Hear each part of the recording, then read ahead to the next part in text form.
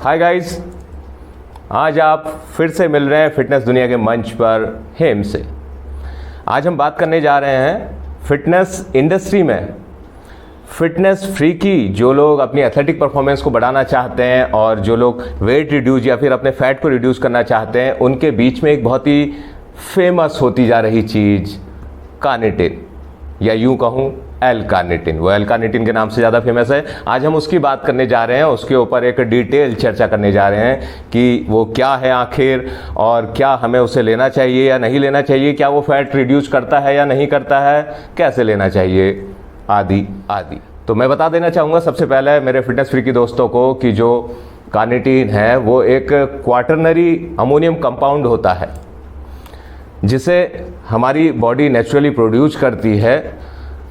एक amino acids हैं lysine और मिथायोनिन, उससे बॉडी हमारी नेचुरली उसे प्रोड्यूस करती है और ये बॉडी के अंदर किडनी और लीवर में प्रोड्यूस होता है। एक बेसिक फंक्शन है एल कार्निटिन का, वो एनर्जी मेटाबॉलिज्म में काम आता है। जो लॉन्ग चेन फैटी एसिड्स को, यानी कि फैट को, जिसे लॉन्ग चेन फैटी एसिड्स के रूप में माइटोकॉन्ड्रिया, आप लोगों ने शायद सुना होगा कि माइटोकॉन्ड्रिया जिसे पावर हाउस ऑफ सेल कहा जाता है, तो लॉन्ग चेन फैटी एसिड्स को पावर हाउस ऑफ सेल यानी कि माइटोकॉन्ड्रिया में ट्रांसपोर्ट करने में हेल्प करता है इस प्रकार से। और फिर वो जो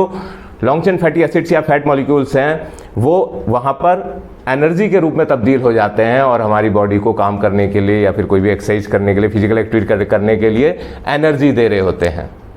एडिनोसिन ट्राइफॉस्फेट के रूप में। तो गाइज, ये फैट को ट्रांसपोर्ट करके बॉडी को एनर्जी दे रहा है, ये इसका एनर्जी मेटाबॉलिज्म में हमारे काम है। तो इस प्रकार से इसके इसी यूज को देखते हुए फिटनेस इंडस्ट्री में इसने अपनी धाक जमानी शुरू कर दी है। लेकिन आगे हम चलते हैं, इस पर बात करते हैं कि जो एल कार्निटिन है मार्केट में वो कैसे कैसे उपलब्ध है या फिर उसके किस किस प्रकार से वो पाया जाता है। मैं बता देना चाहूँगा कि उसके बहुत सारे प्रकार हैं, जैसे कि एसिटाइल एल कार्निटिन, जिसे एल कार के नाम से भी जाना जाता है और जो अपनी न्यूरो प्रोटेक्टिव प्रॉपर्टीज़ के लिए जाना जाता है, यानी कि नर्वस सिस्टम को प्रोटेक्ट करने के लिए। और इस फॉर्म का इस्तेमाल एथलेटिक परफॉर्मेंस को बढ़ाने के लिए या फिर फैट को रिड्यूस करने के लिए भी अमूमन फिटनेस इंडस्ट्री में इसका यूटिलाइजेशन करते हैं। ये डी कार्निटिन के रूप में, जो इसका ऑप्टिक आइसोमर है,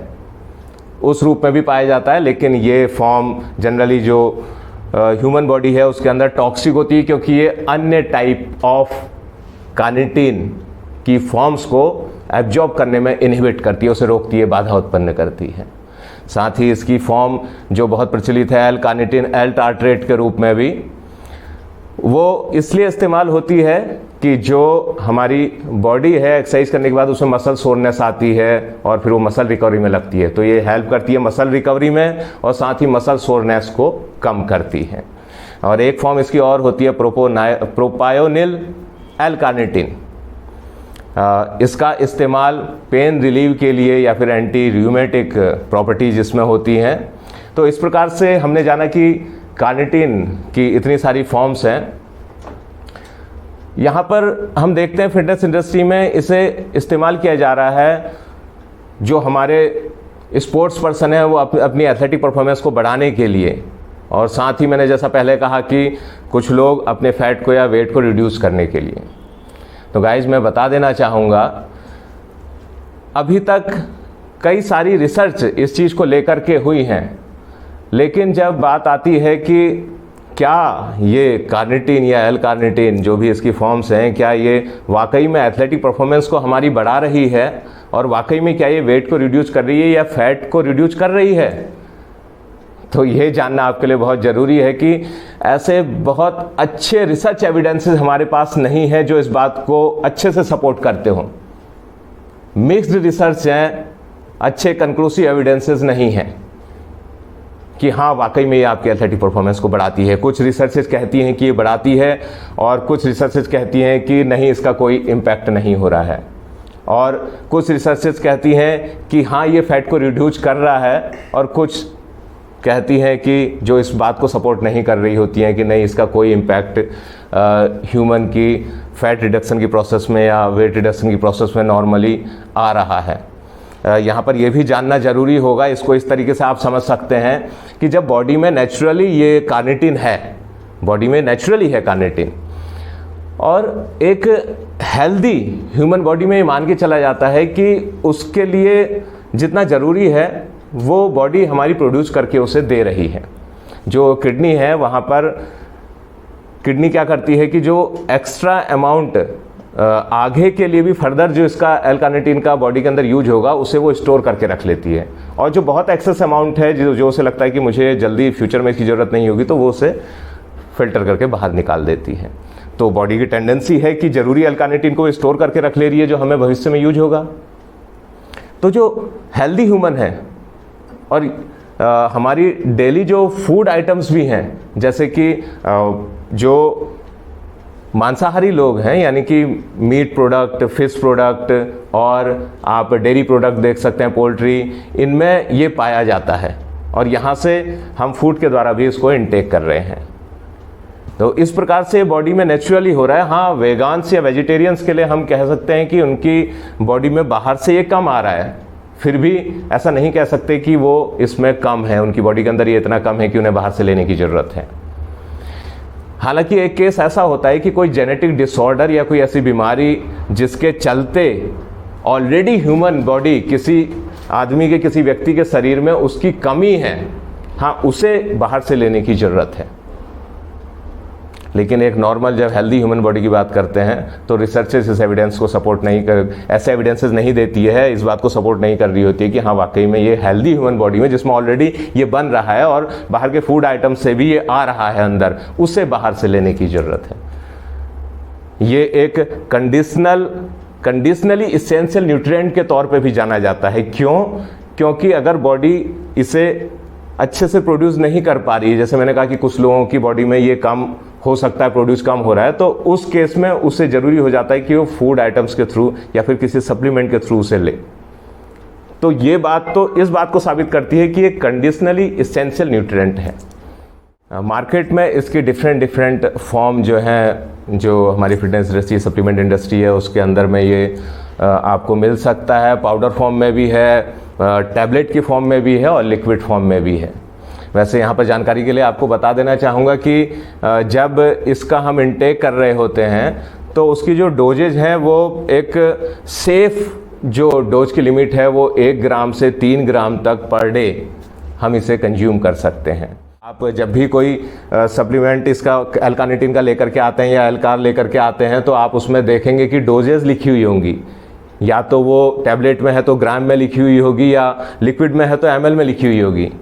तो आपको वहाँ पर तो दिक्कत नहीं आएगी, जैसे ग्राम में जब लिखा हुआ है कि टैबलेट इतने ग्राम की या पाउडर इतने ग्राम की सर्विंग का है तो उसमें आपको सीधे सीधे दिख जाएगा कि भाई इसमें कितने मिलीग्राम कार्निटिन है। लेकिन जब लिक्विड में आप लेकर के आ रहे होंगे तो उसमें भी आप कंटेंट्स को देखिएगा और उस कंटेंट में कितना, एक स्कूप में जो भी उसका लिक्विड की एक सर्विंग दी गई है उस सर्विंग में कितना एल कार्निटिन है। तो मैंने बताया कि सेफ डोज 1 से 3 ग्राम पर डे तक। और इस बात का भी ध्यान रखें कि अगर इसे इस डोज से ऊपर लेते हैं और आप जो है लॉन्ग टर्म तक जब इसका यूज कर रहे हैं तो बॉडी में इसके नेगेटिव इफेक्ट भी हो सकते हैं। तो ध्यान रखना है कि बहुत लंबे समय तक क्या हम इसे ले रहे हैं। कुछ साइड इफ़ेक्ट्स भी हैं कुछ। वैसे तो ये देखा गया है कि जो मेजॉरिटी ऑफ लोग हैं वो लोग इसको इजीली डाइजेस्ट कर लेते हैं, उन्हें कोई प्रॉब्लम नहीं होती। लेकिन कुछ लोग ऐसे हैं जिनमें डाइजेशन इतना ईजी नहीं हो पाता है, तो कुछ डाइजेस्टिव प्रॉब्लम्स उनमें हो सकती हैं, जैसे कि स्टमक अपसेट, स्टमक क्रैम्प्स या नोजिया या वोमिटिंग या डायरिया टाइप का। ये कुछ लोगों में ही ऐसा होता है, अदरवाइज मेजॉरिटी ऑफ लोग जो हैं इसे आराम से डाइजेस्ट कर लेते हैं। मैं ये भी आपको बता देना चाहूँगा कि इसके इतर भी कई सारे फंक्शन हैं कि भाई ये हमारी ब्रेन हेल्थ को, हार्ट हेल्थ को अच्छा रखता है, इसकी ऐसी भी प्रॉपर्टीज़ हैं। तो ये मेडिकल फील्ड में भी इसका यूज होता है। लेकिन हम अगर फिटनेस के फील्ड में भी अपनी एथलेटिक परफॉर्मेंस को बढ़ाने के लिए या फिर फैट को या फिर वेट को रिड्यूस करने के लिए भी जब इसे लेना चाहते हैं तो मेरा आप सभी से सजेशन होगा, क्योंकि देखिए इतने सारे एविडेंसेस तो इसके सपोर्ट के लिए है नहीं साइंटिफिक, अभी तक इतनी रिसर्च की ज़रूरत है जो इस बात को सपोर्ट करे कि हाँ आप इतना लें और आपका weight reduce, definitely fat reduce होगा, उस पर इसका इंपैक्ट है और कोई साइड इफेक्ट नहीं होगा। या फिर आप इतनी डोज लें, डेफिनेटली आपकी एथलेटिक परफॉर्मेंस बढ़ेगी और उसका कोई नेगेटिव साइड इफेक्ट नहीं होगा। तो उस केस में आप जा सकते हैं जब इतनी रिसर्चेस हमारे पास होंगी। लेकिन जैसी कि आज कंडीशन है, तो ऐसे में मैं जरूर आपको सजेस्ट करूंगा कि जब भी आप एल कार्निटीन या कार्निटीन के किसी फॉर्म को लेना जा रहे हैं तो एक अच्छे डॉक्टर से जरूर सलाह लें उससे लेने से पहले, और तभी जाकर के आप आगे बढ़ें।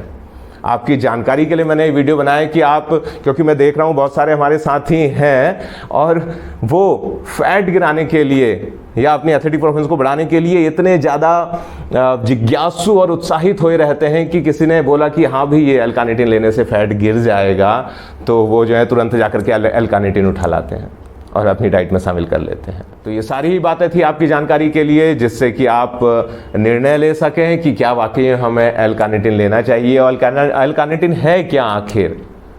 तो मैं समझता हूँ आपको इससे बहुत जानकारी और बहुत लाभ मिलेगा,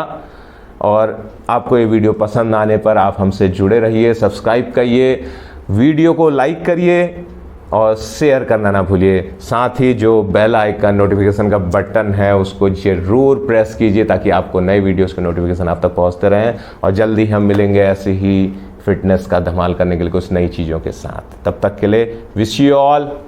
फिटनेस।